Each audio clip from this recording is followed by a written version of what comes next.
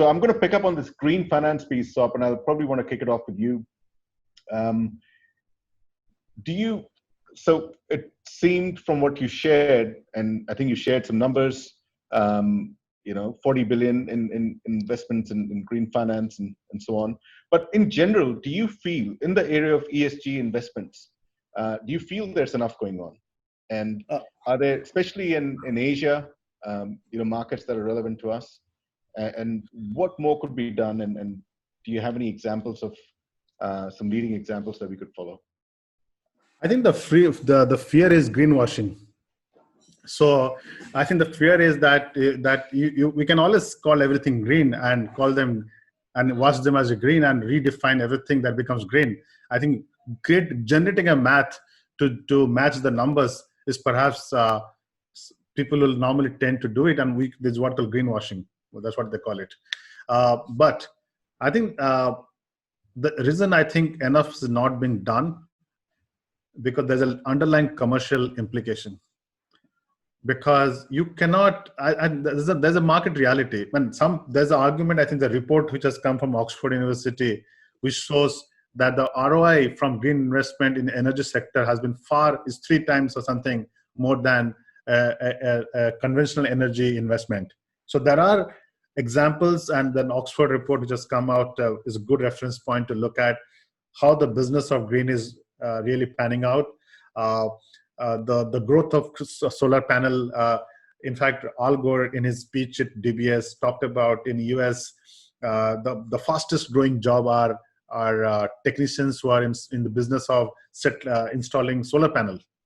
So there are market economics showing more jobs are getting created.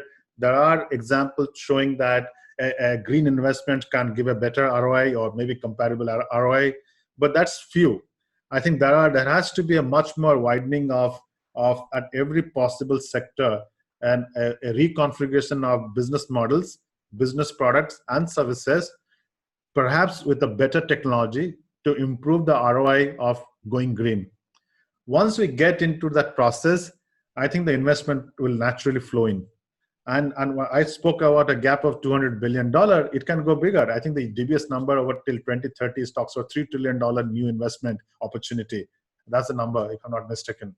So there is a growth, there's a desire, but there are certain barriers, maybe partly commercial, partly political, because many countries, when you go and put a green, it may upset the status quo out there. So there's a combination of political, economic, financing complexity as you're trying to unravel this green piece. But progress is made. People are committed. Regulators, policymakers are all saying the right thing. There's a starting point to say the right thing. And hopefully that right thing will convert to right action as we go forward. But many good examples out there. But also let me add to that, Amit and so as the 40 trillion number, actually, if you just kind of peel the onion there, can you hear me? Yeah. So if you peel the onion of the $40 billion, bulk of it, I think 90% of that is in the UK and Europe. And within that also, I think 80% of that is through exclusively stealing, which means it's really N-1 is what is being called green, right? So it's happening probably in very large ticket sizes, very large projects, and like Satyendra said earlier, it is not getting democratized to the point it is causing financial issues. And I think that's the big gap that is causing this. And the underlying is obviously is commercial reasons, and we can talk about those as we go along. Yeah, I mean, is there anything that we are seeing that might be good examples to share from New Zealand, perhaps?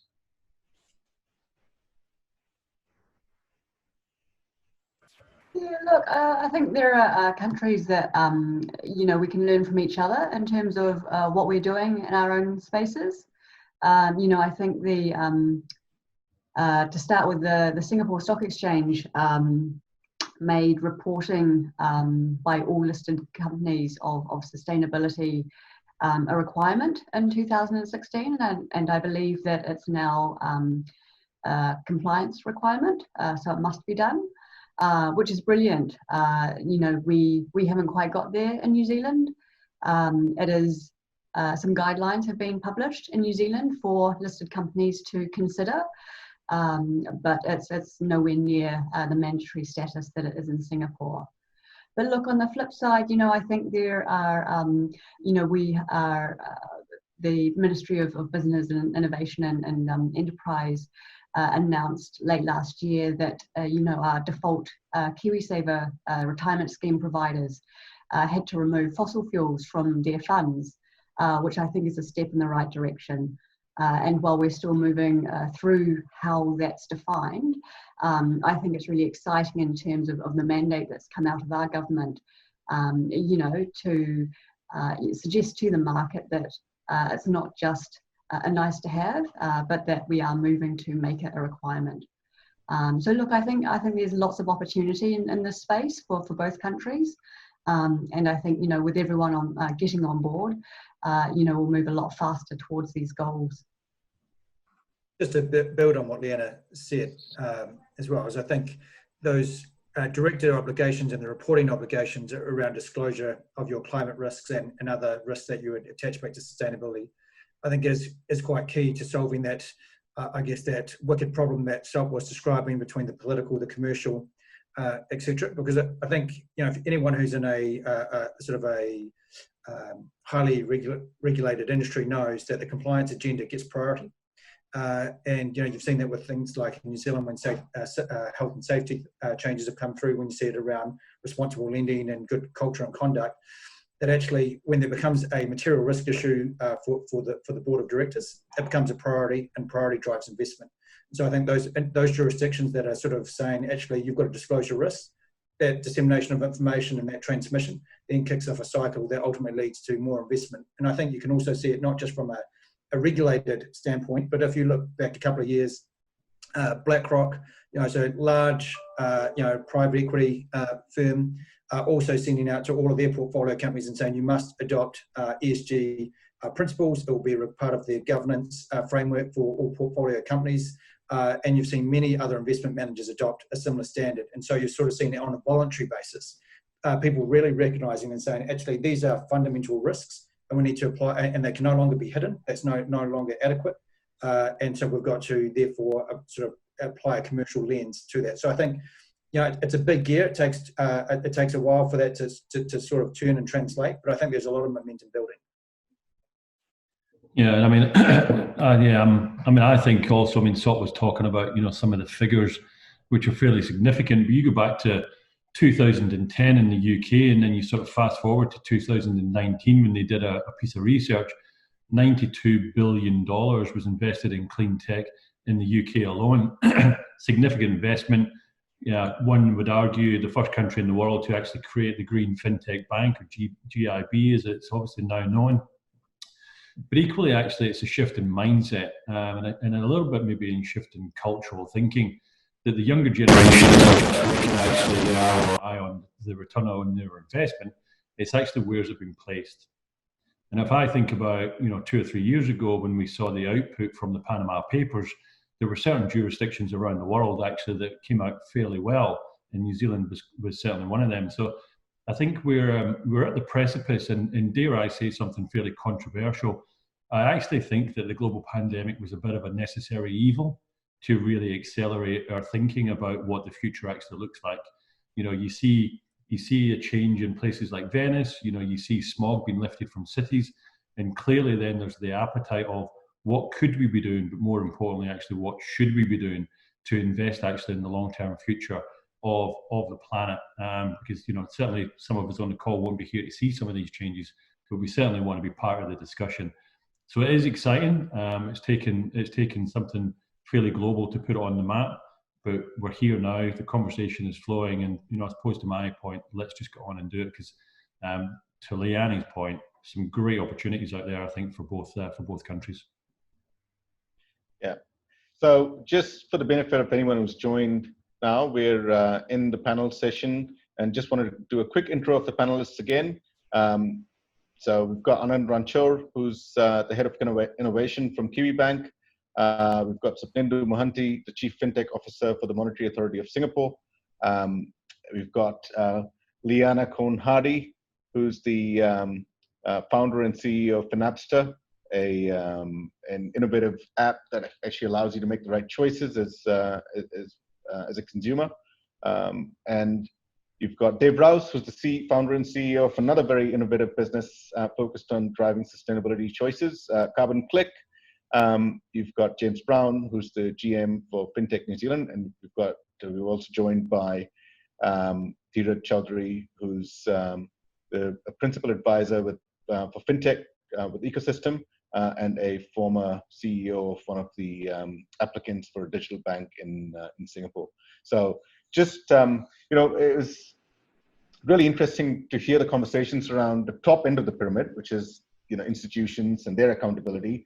I think it'd be great to also look at the pyramid as a whole, the consumers, right? Because consumers today are becoming more conscious and aware. They want to have a choice. And sustainability choices, of course, are not just focused on green, it's focused on other factors such as, have they bought products that have been, manufactured or supplied ethically, with fair wages, without exploitation of labor, and so on, and of course, environmentally friendly. So question, I guess, and I might kind of kick this question off with Dave, say, what is the level of awareness you think the consumers have, and how do we fulfill their need to have that choice? Thanks, Amit. So consumers, all over the world, there's a driving force in consumers, and it's particularly driven by the millennial group. But in New Zealand, 80% of consumers care about climate change as something that they want to take action on. 69% was the result out of the latest Reuters survey. So you're talking the vast majority of the population, and they're starting to talk with their wallet as well. So they're asking these businesses to be more sustainable, to look at their packaging, to look at their carbon footprint. And carbon is just a catalyst for restoring the balance in the world. It's something that we have a currency around, which is great.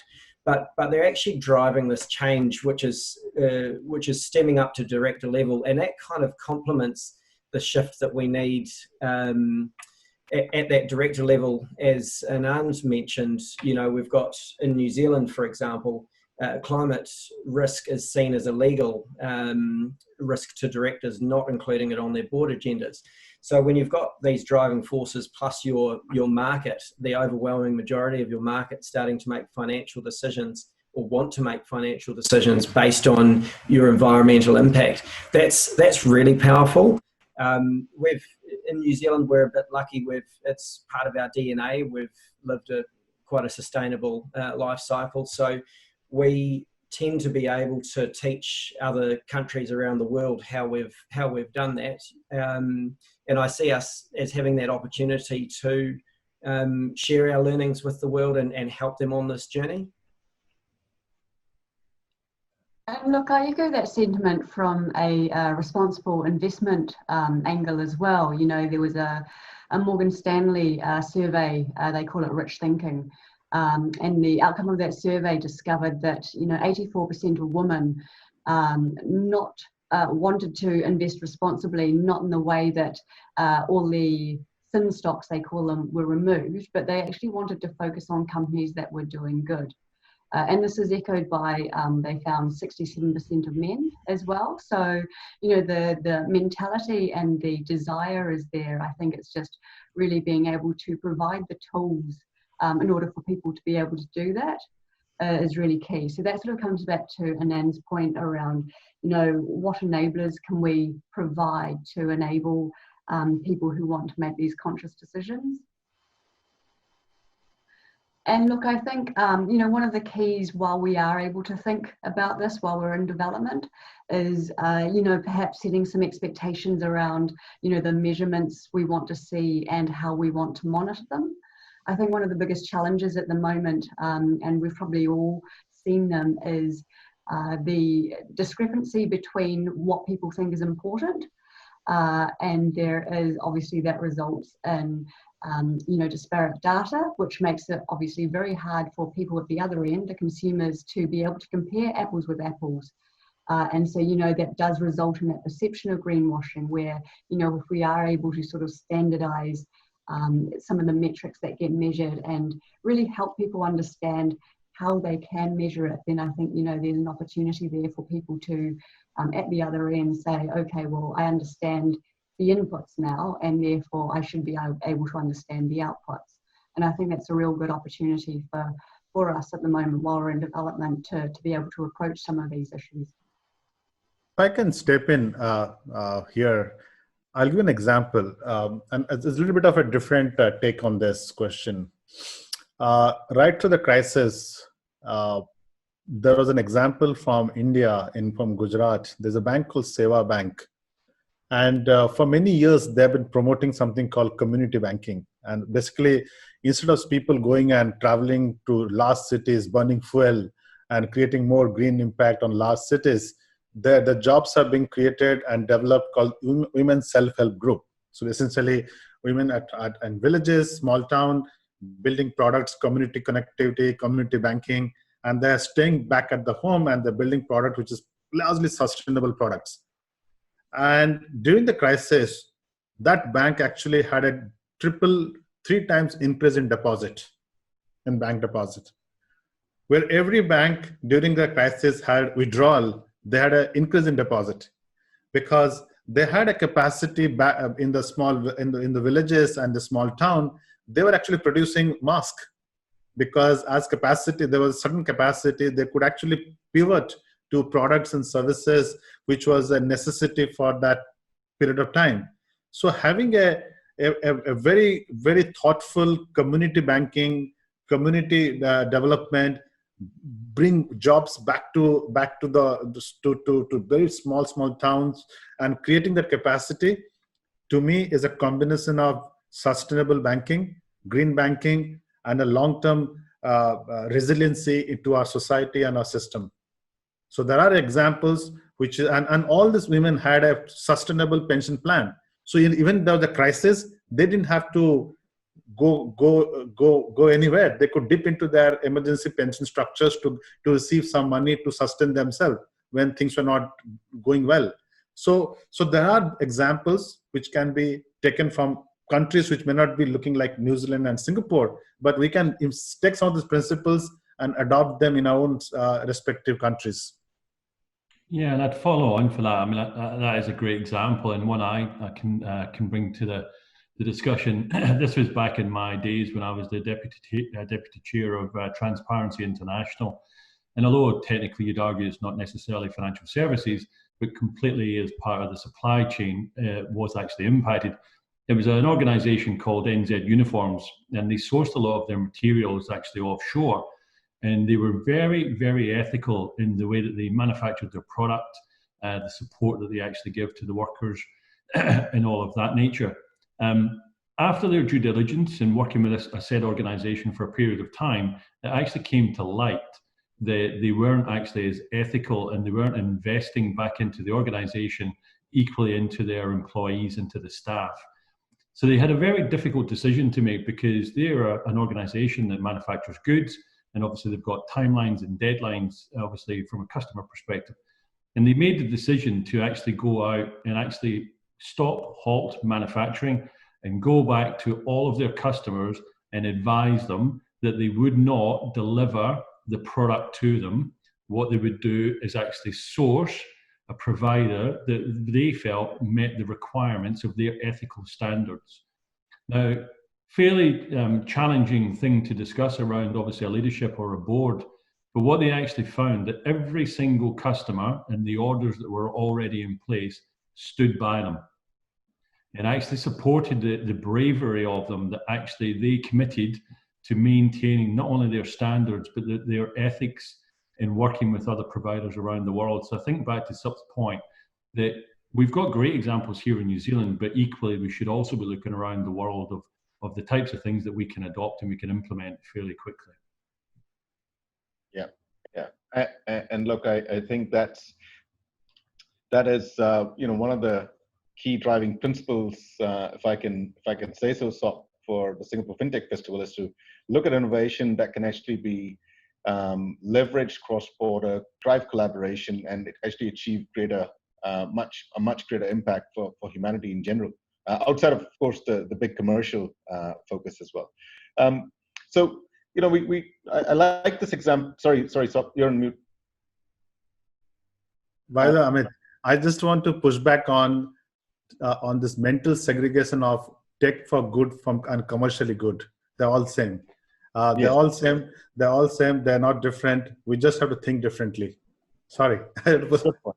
No, good point. And I guess that's the direction where the thinking needs to be. So we had some good examples. So you share that example from Gujarat.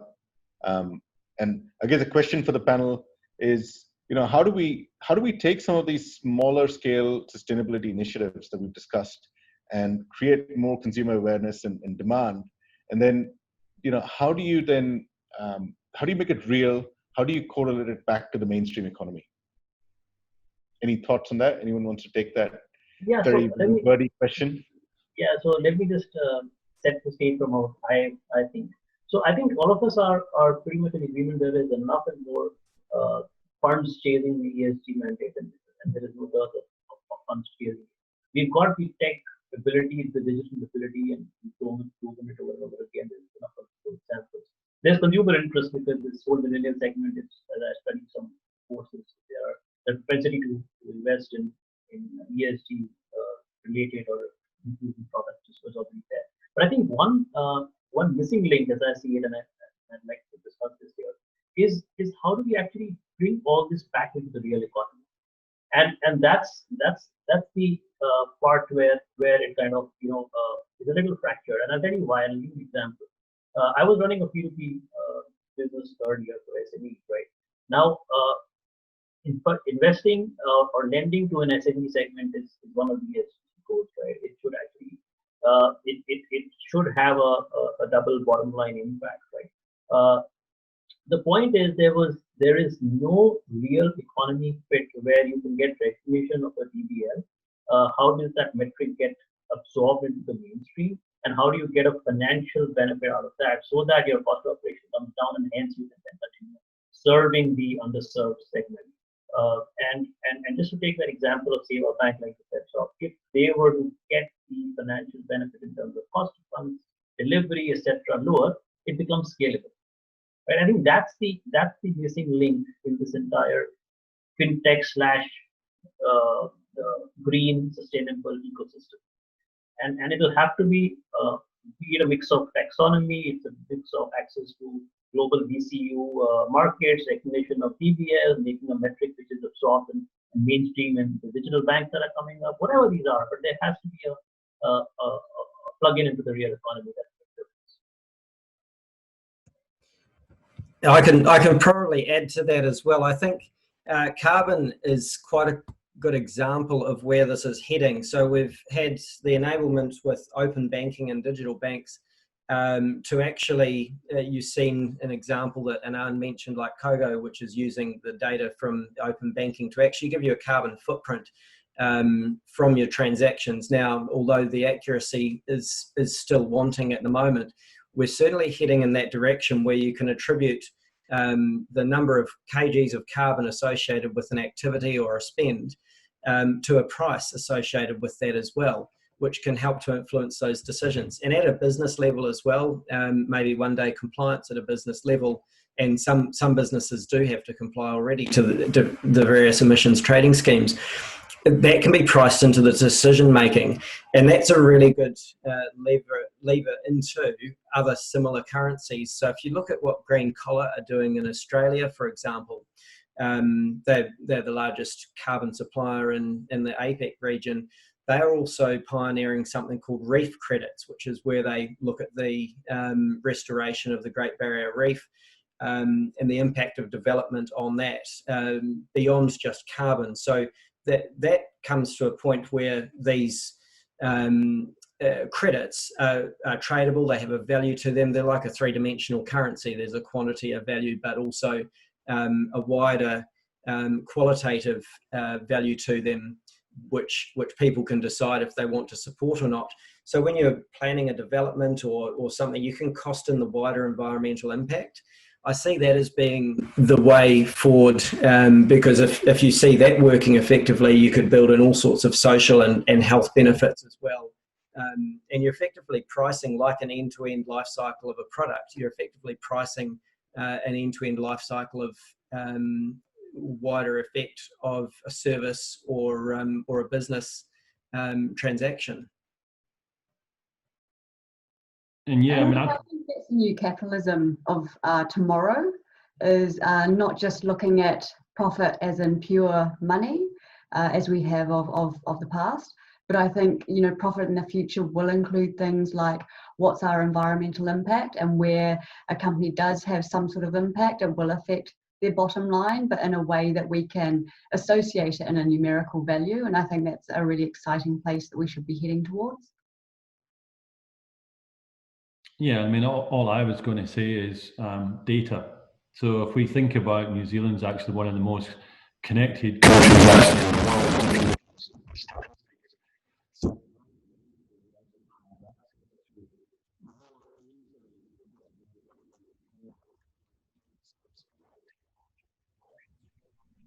James, we can't hear you. Sorry, I'm not on mute. Yeah, now we can. Oh, that's very strange. My apologies. So yeah, sorry, what I was saying was maybe around the sort of data. We have vast amounts of data at our disposal. We know how to access the data. We understand it better than we've done before. We in New Zealand are a more connected country than we previously have been. So it's how do we break that down into manageable chunks? So, you know, some people find it very different to say, okay, by the year 2050, we're going to reduce our carbon footprint by 0.8%. Well, what does that mean for me?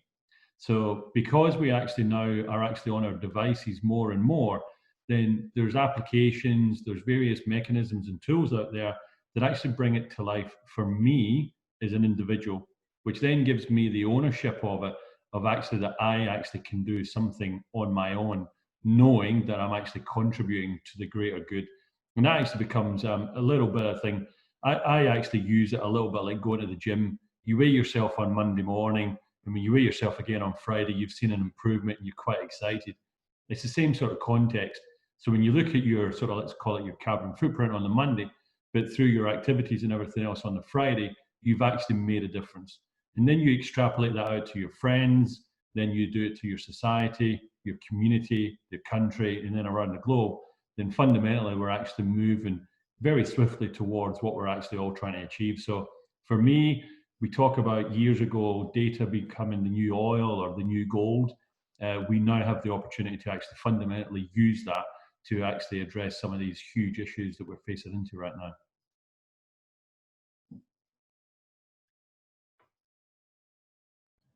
Sorry, I was on mute as well.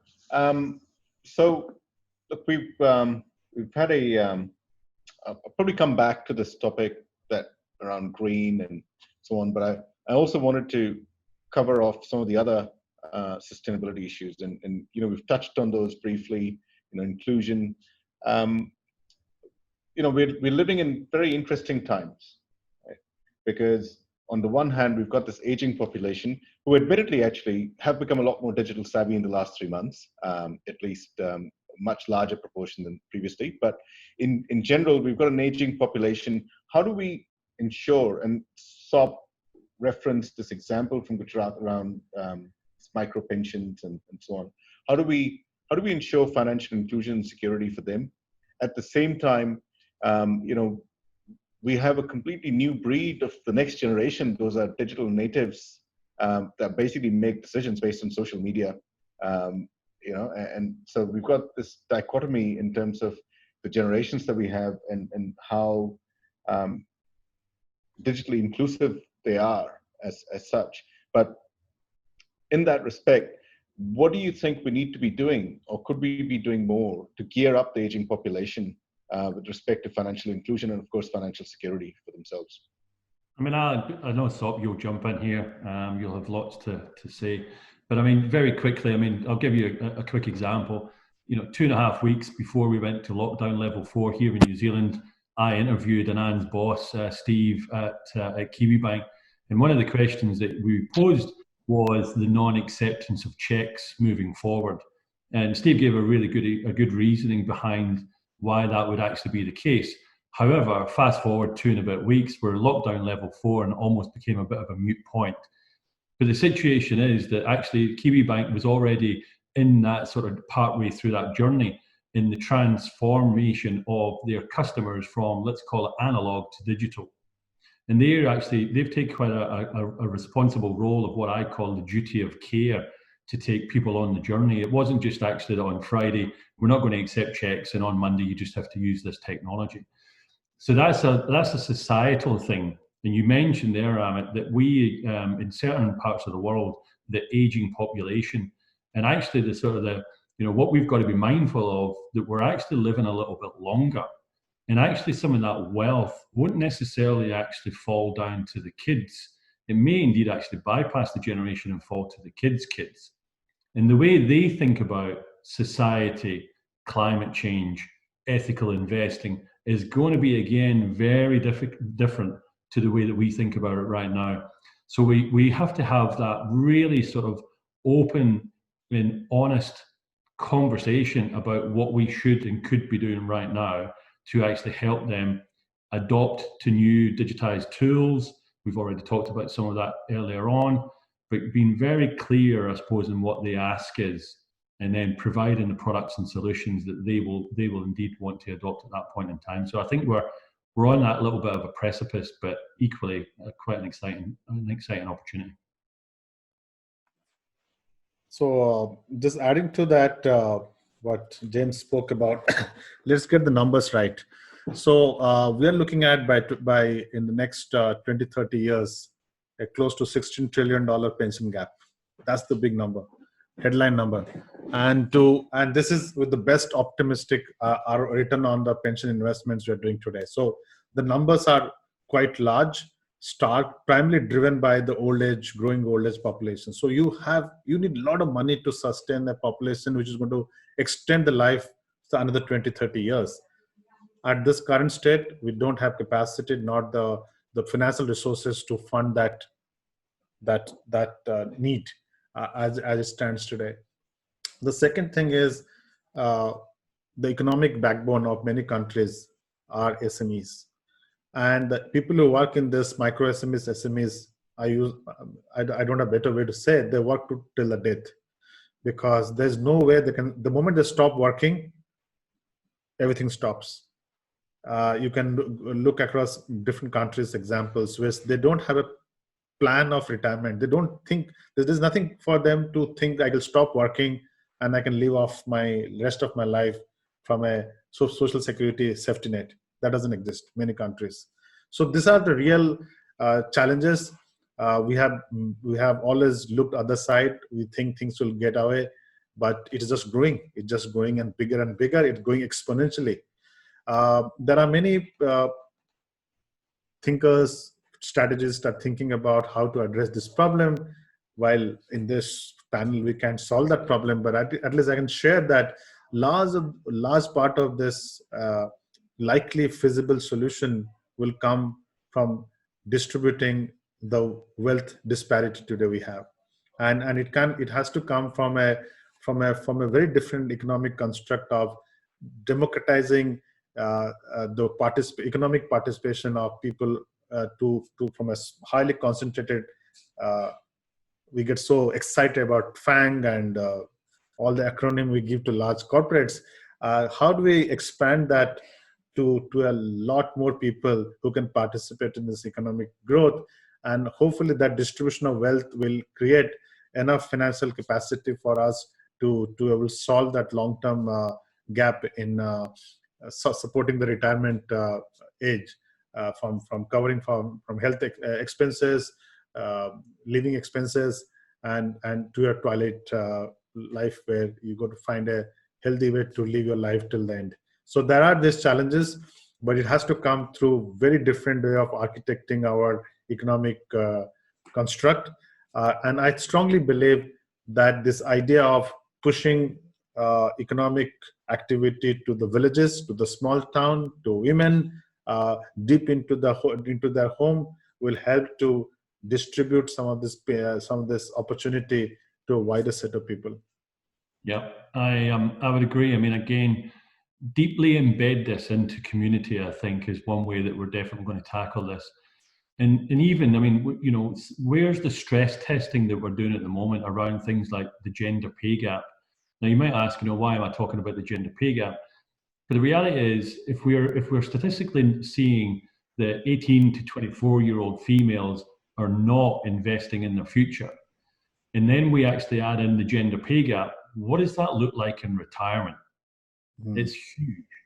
So there's a significant obstacle here in terms of education. But I think also, we mentioned earlier on, you know, if you look at KiwiSaver and, you know, people think I'm in KiwiSaver, therefore I'm going to be okay, Jack. So we've still got quite a lot of work to do.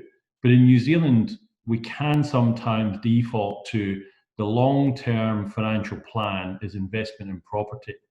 And I wonder if it's not too controversial to think about, is there the opportunity to be a little bit more diverse in our thinking and look at what our financial portfolio could or should look like, adopting some of that investment in ethical and sustainable goals?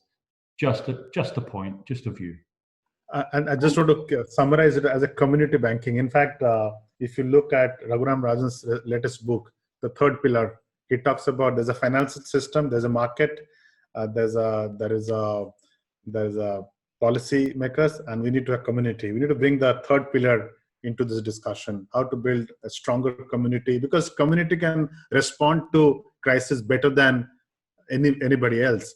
And in the current construct in large city, with anonymity becoming a way of life, there's no community around you. So that we have lost the third pillar in our life, the community around us. So we've got to bring that back to the discussion, and community banking could be way forward.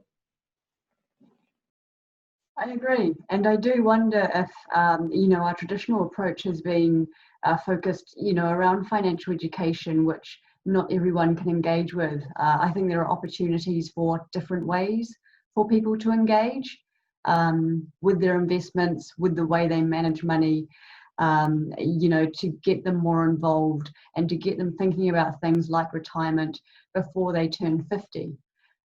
Because, you know, by the time they turn 50, it is too late.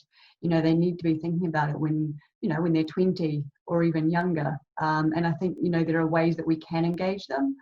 Coming back to some comments before, you know, focusing on individuals and what individuals can do, and making them feel good about what they're doing. And yes, it is different for every individual, but there are ways that we can allow for them to do that and to feel good and achieve what we want them to achieve, which is, you know, financial well-being and retirement, or, you know, financial well-being and doing whatever it is they're setting out to achieve.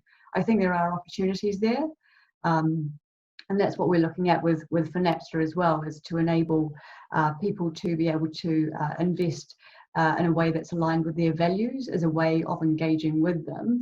Because while we know that once they are engaged, then they will take the time to learn about their finances, become more engaged, and look to contribute more, because they know the ultimate outcome for them and for, you know, what they're investing in is good. And so that's a slightly different tack that we're taking, but it does seem to be working at the moment. And I mean, I also love, you know, technology is the enabler, let's be honest. And it actually then impacts things like the financial inclusion. And if you think about some of the government terminology, both in Singapore and here in New Zealand, when we actually think about new products or new solutions to market, it's bringing everybody on the journey. We definitely don't want to be creating things that are exclusive. You know, in the olden days, you know, wealth management or wealth advisors were exactly that, you know, for the wealthy. But products in recent years, you know, out of the Kiwi Accelerator, like Hatch, Kernel Wealth, and Sharesies, and amongst others, and then the education piece, what Aliani's doing as well. I mean, you know, we're moving in the right direction, and I think that, you know, to Sop's point earlier on, create the opportunity for the collective good to come together. You can get some really cool stuff done. Okay, great. So I want to move gears a little bit to microfinance. We talked about micro pensions, but are we seeing? So this is a question for you, and then I probably want to pose it to Anand as well from a New Zealand perspective. If you're seeing something at the grassroots level in terms of microfinance and actually supporting, since it plugs into supporting communities and actually building up that piece. Are you seeing any major trends in that area? No, I use the word not microfinance. I call it a continuum of micro product. Sometimes maybe that's correct because we had to start somewhere. I think at the end of microfinance is not equal to giving a lot of credit. I think that's the starting point, but that's not the only thing in microfinance. A true sustainable construct should be, why deny poor people a complete stack of financial services? Micro savings, micro insurance, micro pension, micro investment, micro payment facility. So provide a complete stack. Don't cloud yourself by just giving microfinance, because microfinance is good, but it doesn't really solve the broader thing, broader need we are trying to solve here. If I'm receiving a microcredit, I should also be thinking how to save money from my business. I should be also thinking about how to earmark some money for a pension. I should also thinking about how to buy some micro insurance product. I should also think about, why can't I participate in a $1 or a cent ETF, where I can be part of the GDP growth on stock market. While we can think about various ways to protect poor, but give that opportunity for a poor at the bottom of the pyramid to be part of the whole financial package, not just leave them that I'm going to give you credit and either you pay or doesn't matter, it's just a political tool to get political equity, rather than we should think about a much more comprehensive way to think about solving the bottom of the pyramid challenge. Yeah, look, just building on what Sub said, I fully agree. While Kiwibank participates in microfinance through a partnership with Ngā Tangata, I think the products of the future that are really going to really move the needle is really, how do you kind of get away from this kind of education first mentality, and actually just how do you build the smarts into the product? And I think that's not just a thing at the bottom of the pyramid, so to speak, but I think that actually kind of transcends all the way up the pyramid, because actually most of us don't want to be a banker or an accountant in terms of as our day job. Those are just things that should work, and actually a lot of it can be kind of automated and rules-based. There's still room for agency of the consumer to exercise control and saying, what do I value? I'm still in control. But actually, it feels like we're playing at a very low level of detail when it comes to the sort of the manual nature of how we operate our finances today. And I think that's true even in sort of developed markets like New Zealand and Singapore, as it is in sort of emerging markets. So I think there is a sort of a tectonic shift that comes in the way that we think about our financial service products. And if I think about, and this seems funny going from a conversation around microfinance to Tesla, but Tesla doesn't try and sell, at the heart of it, it's not trying to sell a clean energy story in terms of its car. It sells you a great product that is absolutely attractive and that you want for the fact that it's just a great automobile and everything else. But actually, the clean energy story is at the heart of that business. And I think, again, that's probably the next one of the other shifts that we need to think about in terms of green and sustainable tech. It's much in the same way. You've still got to create a really attractive product. You've actually got to create that attraction for customers. And the goodness can be baked in, but that's detail that actually shouldn't consume the consumer in terms of how they use it. Well, that kind of emphasizes the point Sop was making earlier, that tech for good, it's not a different issue from commercials, right? Tesla is a great example in that respect. And just to add to Anne's point, I think Liane made that point also, the financial literacy. I think financial literacy is not a standalone service. It is embedded in every product you are talking. And I believe financial literacy works best when you are showing something at the point of transaction, not after or before. Because every time I do something, if I get to know what is the right way to do, I think it will stay with me. I have grown up with my parents hitting little stick on me when I do mistake, not before and after. So at the point of making some choices, if you are given a little tick, I think that will work. Yeah, no, absolutely. And just sort of picking up from that one, I wanted to shift gears a little bit to our next generation. I touched on those earlier. We didn't get into it. You look at this great fintech story from the UK, Revolut, right? They've had a good run, right? And the entire model is based on this social referrals. It comes through the social referral model, and the valuation keeps going up. If I remember last, I think the valuation was about $6-7 billion or sterling, maybe, I don't know. But the point is that it's based on this ethos of building a community. Now, they may not have achieved that goal in full, but it's a way to demonstrate that there are ways to create these products that you can tap into the next generation. And perhaps if you package some of these social good pieces in there, I do believe the next generation is a little bit more aware of, a bit more conscious of their responsibility towards society and the planet. I think it's just the nature of the education system in the last couple of decades as well. So perhaps there's an opportunity to empower some of those products coming in. I don't know if you guys see that more in terms of these socially driven products that can actually bring in some of these social good causes, but also bring in some great products. Absolutely, and actually, if you look at what Tencent have done with their apps, and the number of trees planted, and that they've built that in terms of in terms of their super app, so you can see really good examples of doing that at quite considerable scale. Yep. Just as a side note, completely unrelated to sustainability, Sob, I wanted to ask you. I saw this graph recently, and it compared the number of clicks required to open a bank account for a customer account. And obviously there were a few Singaporean banks there, but it was topped actually globally by OCBC Bank, which was 22 clicks, which was less clicks than it takes to actually open an account with Revolut. Just thought I wanted to know what's the secret magic sauce in Singapore with these banks like DBS and OCBC and that are driving some of this innovation. Well, there's no magic sauce for that. And in fact, I've been championing this not only in Singapore. I think we're inspired by what happened in India. Is that if you build a national rail where there's a trusted identity and a trusted data set, I don't need to fill any of this data to open a bank account.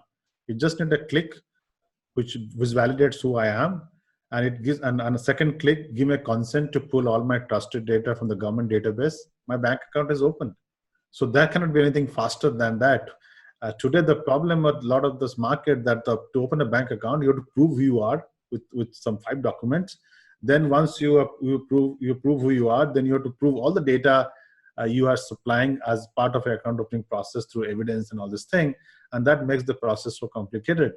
But if you have a national rail where my digital ID is my authentication and my way of identifying myself, and all the 30 data you need to open account is available in a trusted platform, which is validated, sanitized, and it is authorized by the government. You press the button, consent for the data, you open a bank account, magic.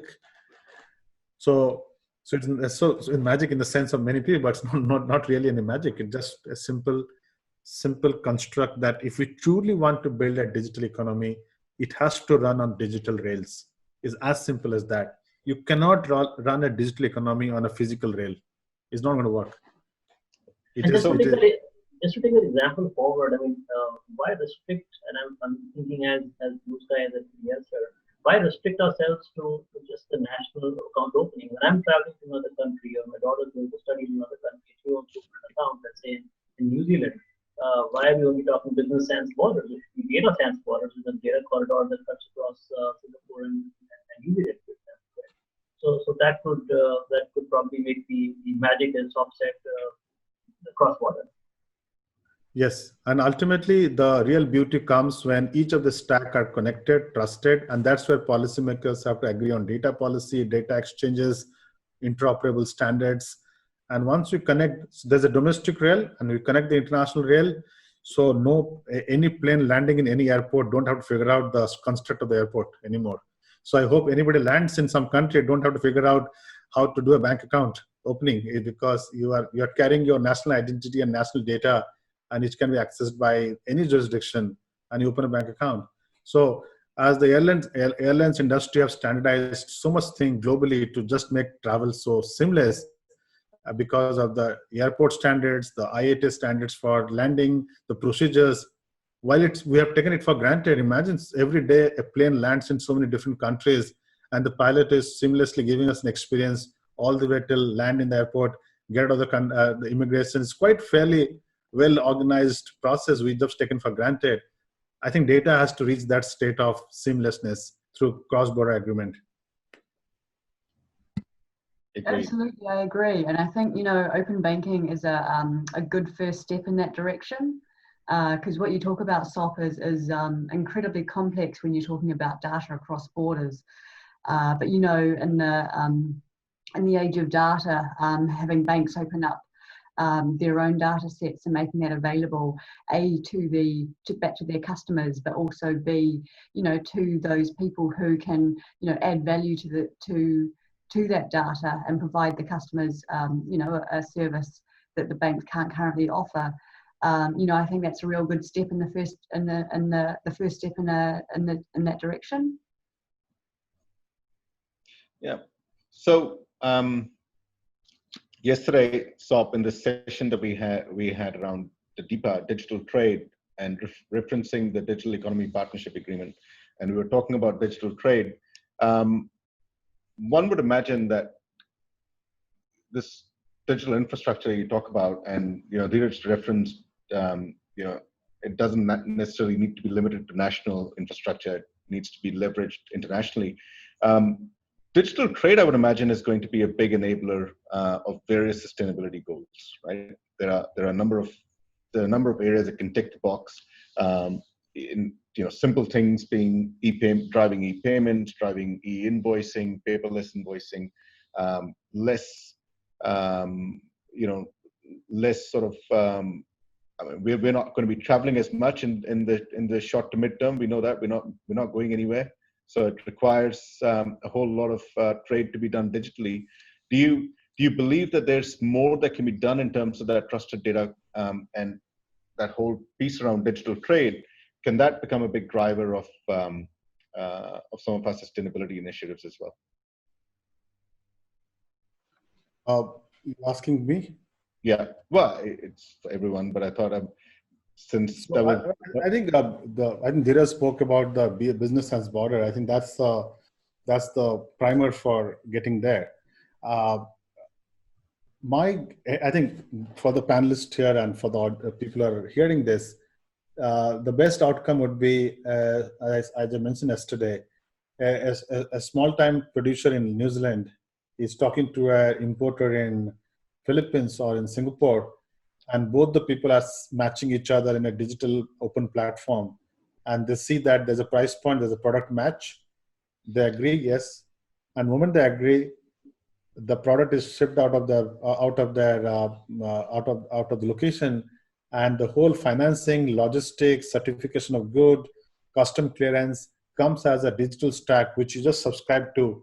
And once you all subscribe to that whole process, both parties are just executing a trade.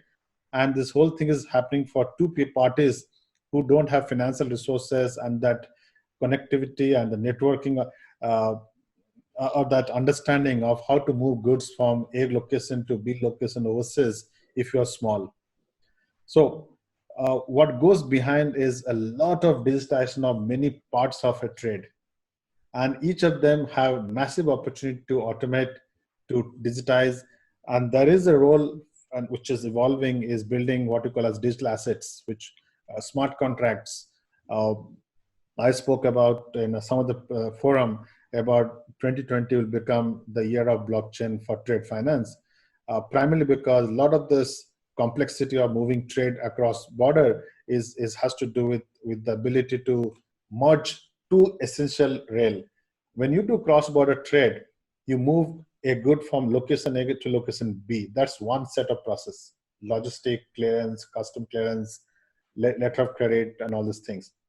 And there's a second leg called, or the parallel leg called moving money. You pay each other. Both these things don't talk to each other today, and that's the center of the problem today. That we have a payment rails which is not connected to a goods and service transfer rail, and all the intermediaries are doing is to merge and validate these two parts together at every step. If I moved a good from Auckland to a port in Manila before it comes to Singapore, somebody checking that before moving the money. So there are a whole set of intermediaries who are managing these two rails and trying to coordinate, trying to ensure there is no fraud, there is no default, and ensure that both goods and services move, payments move, and ultimately get reconciled. Imagine we merging these two into a single contract. As the goods and services are moving, the payment is also moving along with the contract. I think that can significantly reduce a whole set of intermediaries who are now a clog to the system for a global cross-border trade, especially for small producers. Yeah, and linking it back to the SME segment again, there's $20 billion of unserved SME needs in Singapore, and out of that, about 55% of it is because of, as we just discussed, lazy money, which is trade documentation not linking with the payments. Right? If you kind of combine the two, the lazy money can become actually unleashing the power of the SME.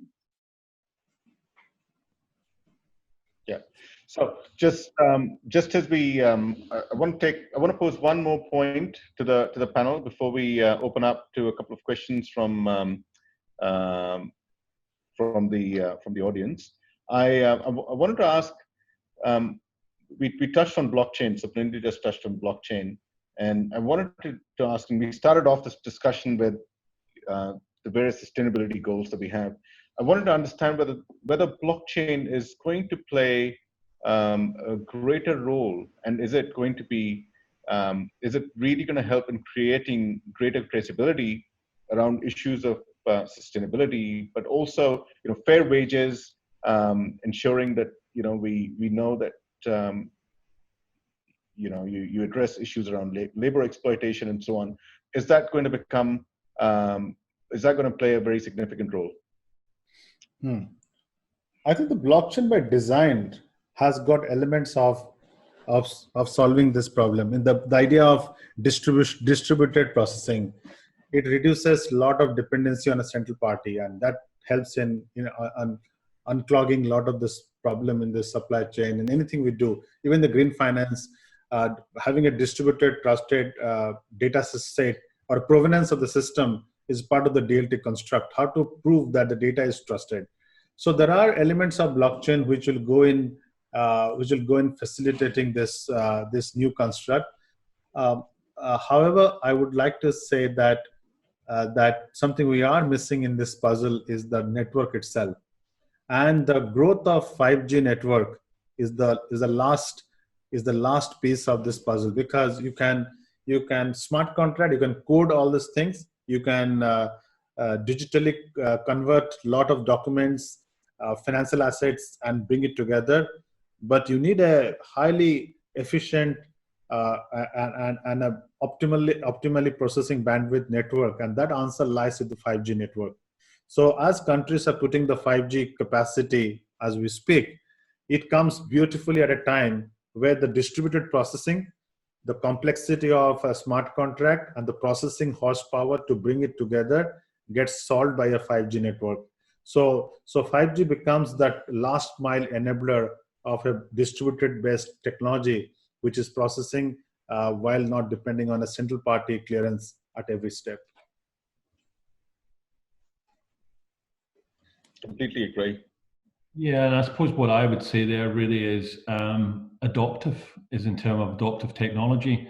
If you sort of go back not very far in time, when you mentioned blockchain, unfortunately, people badged it with cryptocurrency and loss of money and IPOs and all sorts of stuff.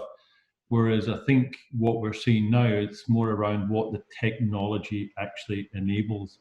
And I think on the back of that, we're actually seeing higher and greater rates of adoption. So I think we we can be careful, actually, I suppose, how we position it, but absolutely, to Sop's point, its ability to track and trace, I think, will be something that we'll see much more of. And there's been a couple of examples that Anand and I have shared there from a New Zealand perspective that I think we're already seeing. They've they're game changers in that particular space. So I think we will see more of that further on down the line.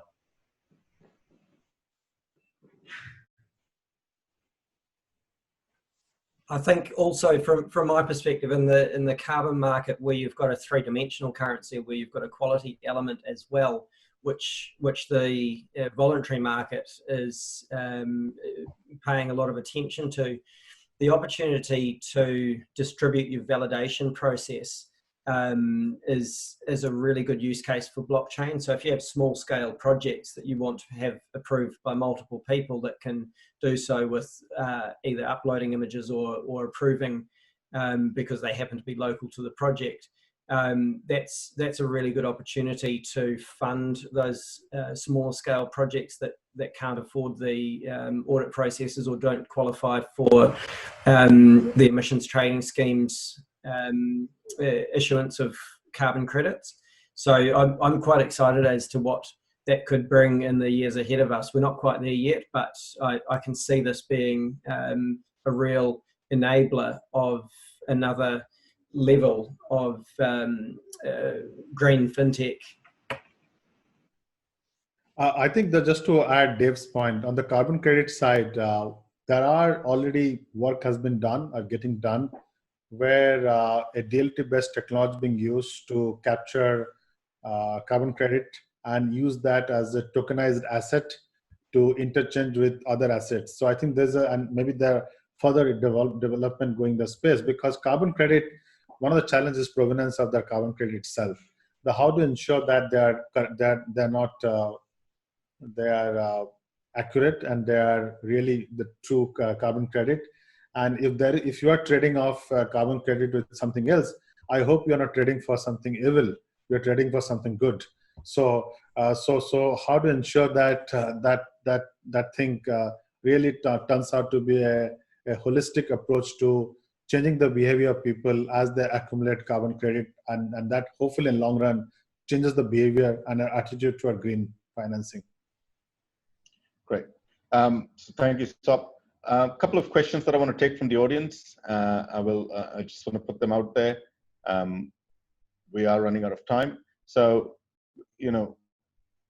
so one of the questions says, Singapore companies have the regulatory requirements for sustainability reporting. How can countries, accounting bodies, and audit firms ensure companies are capable of disclosure and meeting these reporting requirements? So, anyone want to take that? Yeah, I think that's we have just, I think if you do this week only, we have put together a public consulting paper on the same space to how do we, and again, the key issue is the taxonomy. I think the taxonomy has to be agreed by different parties. I think that's still a work in progress, but there are already ESG standards, ESG reporting standards, ESG formats to start work. In fact, we have also, MAS also has put a scheme to support any of this activity where we can assist, and we have financial resources to help companies raising money through green finance to access such auditing and accounting services. So there are work in progress. I would, to justify all the work MAS is doing in this space, we have put together, if I'm not in our own MAS website, and if whoever asked this question can have my email address, and I can send a bunch of comprehensive information around that space.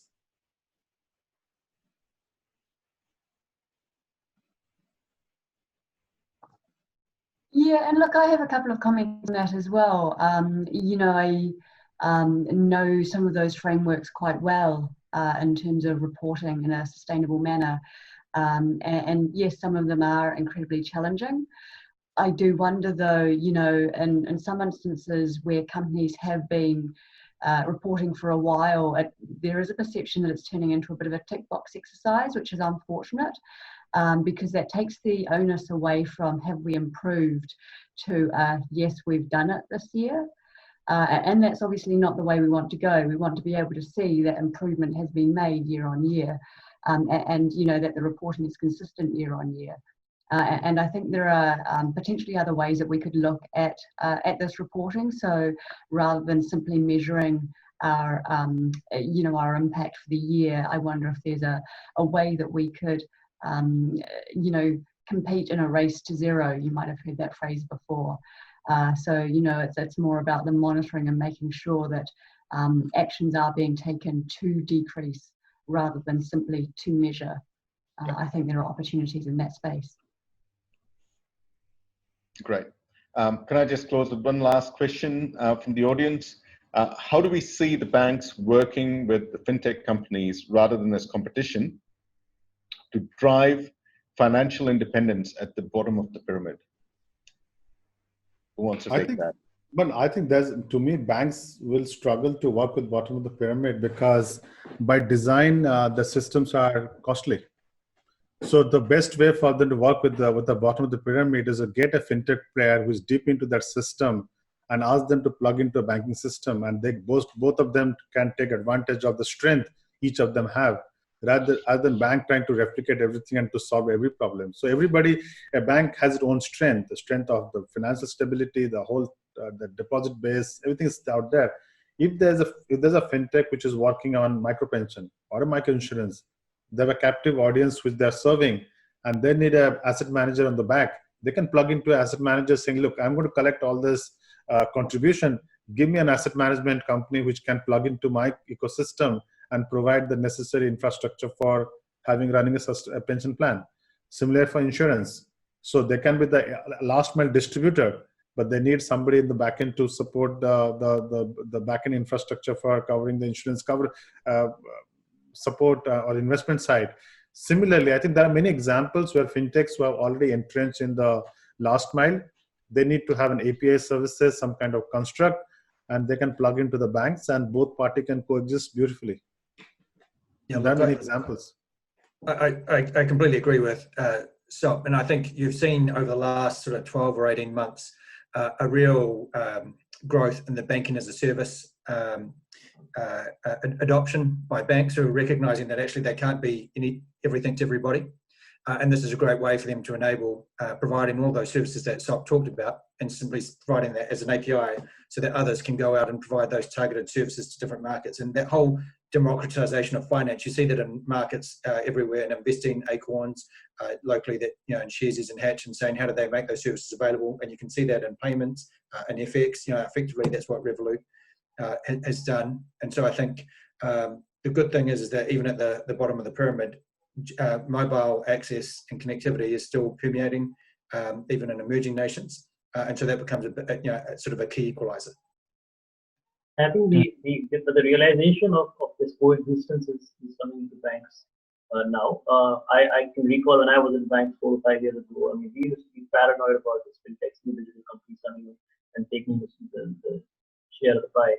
But I think now it's become very different, and a real example here is that banks in their own risk policies, and it's a function of actually cost to serve, cost of credit, and cost of funds, right? So in all these 3 factors, they have realized that they've got a separate segment to cater to.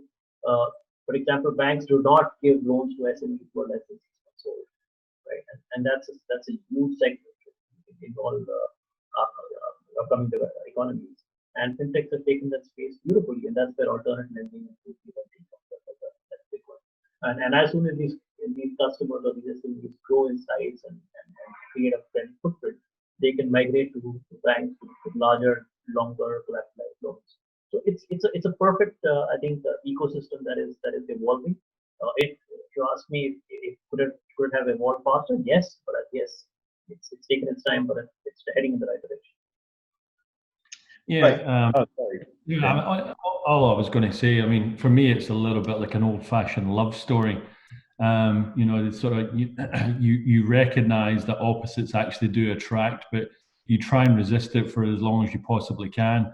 but ultimately actually you realize that working together actually creates a far more beautiful outcome. And that's exactly what we've seen, the partnerships around the world, you know, with Kiwi Bank and some of the other New Zealand banks here, and actually working with, collaborating with, taking equity in that we've not necessarily seen, you know, to Deirdre's point, maybe move as quickly as we possibly could. But the simple fact is that it's a little bit like your DNA strand. You know, Kiwi Bank's DNA might be green and other banks might be blue or red, but what they recognize in actually delivering what the customer requires when the customer requires it sometimes can be facilitated by actually taking that piece out and bringing in someone else that does that just far better and far more cost effective, to the point that was raised earlier on. So I think, yeah, beautiful love story, and let's see where the next chapter takes us.